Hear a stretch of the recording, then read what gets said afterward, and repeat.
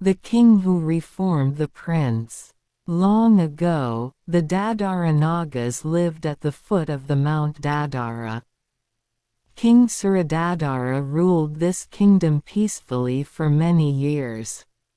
He had 2 sons whom he wanted to groom as a kind and generous princes. The elder son was Mahadadara and the younger son was Kuladadara. The elder son Mahadadara was gentle, kind, benevolent, just and well-mannered. But the younger son Kuladadara was wicked, ill-tempered, unjust and ill-mannered. The people of Dadara visited the king's court with constant complaints regarding Kuladadara's misconduct. First, the king tried to speak and convince Kuladadara to behave well, but it made no difference to him. Then the king warned him, but it made no difference and he neither behaved well nor mended his ways. One day, the kind said in anger, "Kuladadara, leave the kingdom and go away, at once."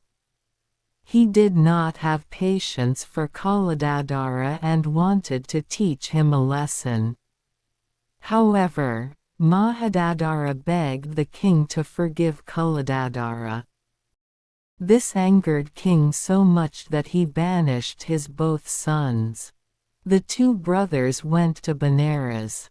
There, their strange clothes and language made the village boys attack them.